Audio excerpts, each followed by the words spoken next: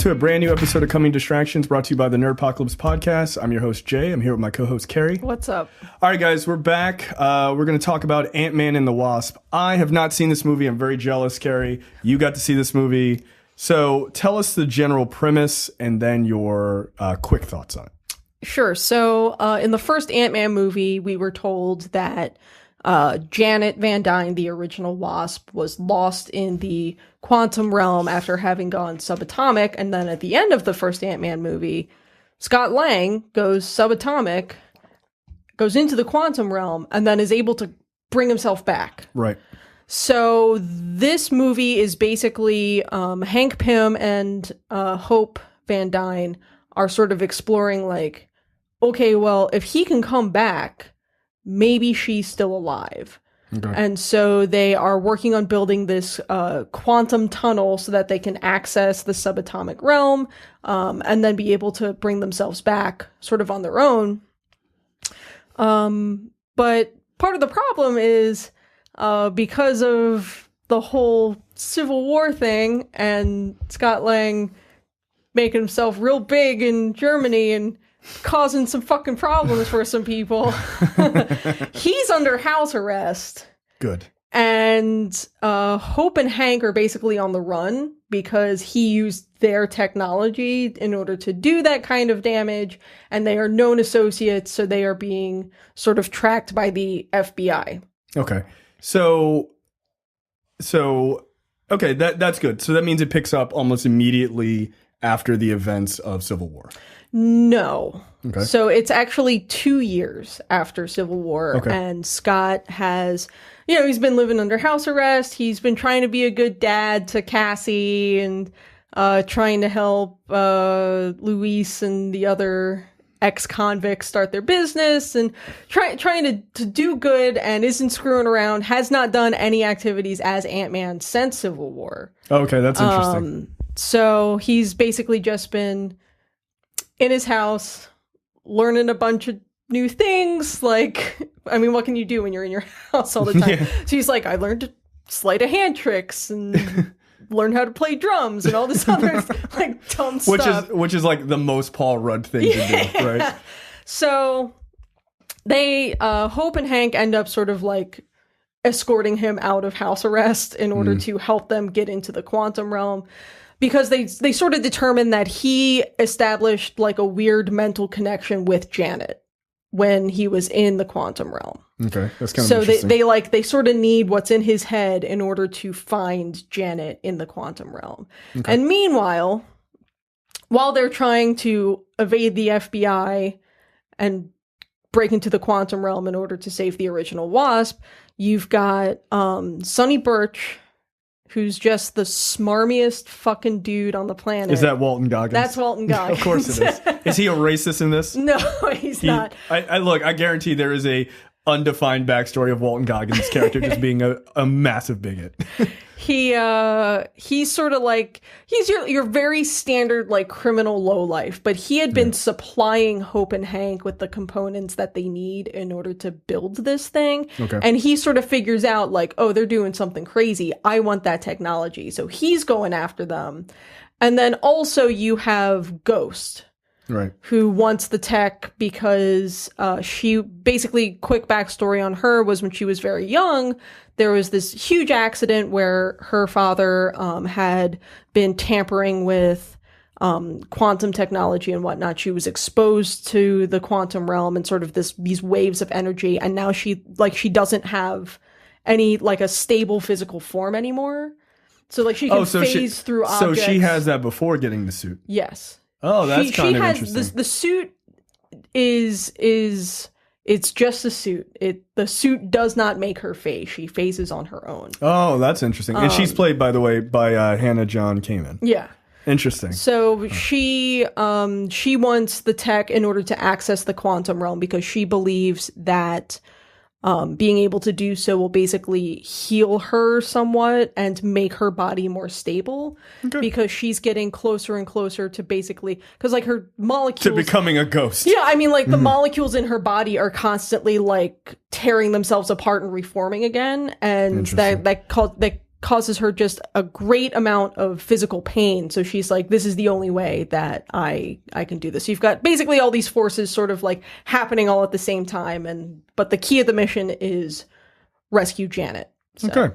All right. So your thoughts on, I mean, look, you got Paul Rudd, Evangeline Lilly. I mean, you've got like Michael Pena. There's so many people in this movie that I thought worked so damn well in the first one. Yes. This is the lightest. This is probably, arguably, outside of maybe Thor Ragnarok, which is purposely trying to subvert those movies. I feel like the previous movies. This is the most openly comedy first, family friendly of the Marvel movies. I feel like this and like from the jump, the Guardians ones. Yeah, the Guardians ones is true. Yeah, I would say so, and I would certainly qualify it as the most consistently funny of the films. Like I wouldn't say that it's a comedy per se. Right. But it's very funny. You have all these characters that are just sort of like naturally snarky. Yeah. And so there's a whole lot of playing off of each other. Paul Rudd and Evangeline Lilly have really great chemistry. They did in the first one too. They work really well together. I mean, their partnership is certainly deserving of the equal billing of Ant-Man and the Wasp. You know, good. I'm glad that you mentioned that, actually. So one of the big things with this movie is, one, this is really Marvel's first female hero. Now, not on her own, obviously, but sure. But first, like, really upfront female hero. Yeah. Does she get the time on screen that she had? I mean, as an original Avenger in the comics, does she get the time on screen? I mean, the first major fight scene you see in this movie is just her kicking ass, like on her own, no Ant-Man. Nice. So there's a whole lot of the Wasp. I mean, it's a story about the Wasp. It's a story about Hope Van Dyne coming into her own as the new Wasp, but also the legacy of the original Wasp. Yeah. So it's awesome. Like, it was really cool to see. Okay, without any spoilers, I have to know, how good is Michelle Pfeiffer in this role? Because where the hell is Michelle Pfeiffer? Where has she been? Oh my gosh, she's been around a long time. This was one of those movies where I felt like at the end that I had been attacked for 2 hours for being bisexual. Like, just like this is Overload. There's too many people. No, I mean, Michelle Pfeiffer, she admittedly doesn't get a ton of screen time, but it's something where it's like she steals every scene that she's in. Yeah. The chemistry that she has with Michael Douglas is excellent. They're very believable as a married couple. Like, it's interesting. Yeah. Interesting. Yeah. Huh. Everyone's good. Like, it's so funny to think that the Marvel universe has pulled people like Michael Douglas and Michelle Pfeiffer back into the mainstream for younger audiences, right? Like, and Lawrence Fishburne, and Lawrence Fishburne, who is also excellent in this movie, who plays, Foster. I think, a much bigger role than people may be expecting him to. But then, of course, like, he's on the poster, so I'm like, well, maybe they weren't, trying to trick anybody with this. But yeah, I like Lawrence Fishburne a lot. In my stupid lizard brain, I'm always just like, Cowboy Curtis. Lawrence Fishburne has worked his entire career trying to desperately get away from that. Like, no, you're Cowboy Curtis forever. No, I mean, he's great. Everyone's great. You get that good, like, Michael Pena as Luis, like, monologuing happen a couple of times in this movie, and both of them are better than any of the ones that happened in the first movie. Excellent. Somehow, yeah, everyone's good. The girl who plays Ghost is good. Walton Goggins, like, I feel like it's typecast as smarmy little weasels, but like, he's good at it. He does it really well.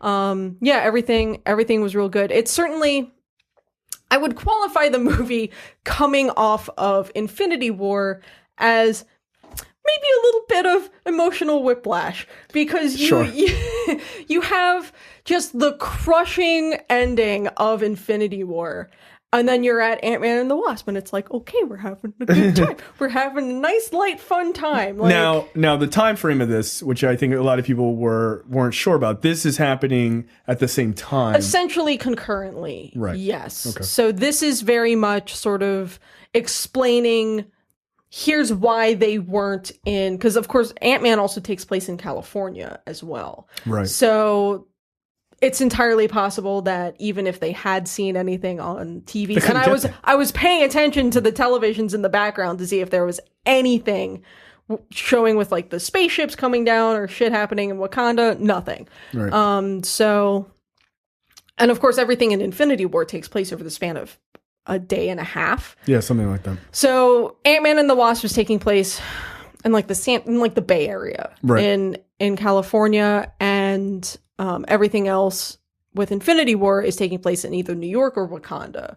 So not only did they like have their own mission happening here that was extremely important, but they just physically weren't anywhere close. Right. It's not like they were in New Jersey. Like, hey, dude, I think there's something going on over the bridge. Don't worry about that. Right. Like, so that makes sense. Okay, cool. Cool. So it's happening concurrently. That's great. We're not going to talk about it, but there are 2 post-credit scenes. So if you're watching this review for some reason before seeing the movie, just know, stay for both of them. Both, yeah. So there's your sort of, fancy credits. And I want to talk about like how they did the credits, but I'm gonna hold it. So you have your fancy credits in color, and then you have your post-credit scene, and then like the black and white credits, and then the second scene. So they're not like quite as interspersed as say like Guardians did it last time. Okay, yeah. Well, they had like 5. Yeah, that was crazy. All right. So what is your score out of 5 before we get out of here? I'm gonna give it like a solid 4. My one gripe with the film is that like it was very sort of like on tempo, like on the same sort of tempo for the whole film. There wasn't any sort of like big climax or anything like that. It was just very on tempo, and maybe it's because we were coming off of Infinity War, but the stakes seemed like very low, and like the conflict seemed paltry. Like, yeah, well, of course. So there's the universe, and then there's like, hey, we got to fight inside the suitcase. Yeah. Like it's a little hard, but I mean, but in a way that makes sense, right? You can't everything can't be earth shattering, universe shattering situations, but especially for Ant-Man and the Wasp, it should be a lot smaller. I guess. All right, cool. All right, so 4 out of 5. That's not bad. I'm excited to see it. Again, I think Marvel hits it out of the park. I mean, it's you look at these 2 Ant-Man movies, and obviously, the stakes are literally and figuratively much smaller in both films, but they've found this really cool niche with these like heist movies and these chase movies for Ant-Man, so that like he and the Wasp have this like their own place within this much larger universe. So yeah, it's the way to play definitely see it. Super good. There you go. We will see you guys next time. Thanks. You're watching the Nerdpocalypse YouTube channel. Make sure you click that button to subscribe and check out our weekly podcast where we talk about movie, TV, news, tech, and weird stories from around the internet.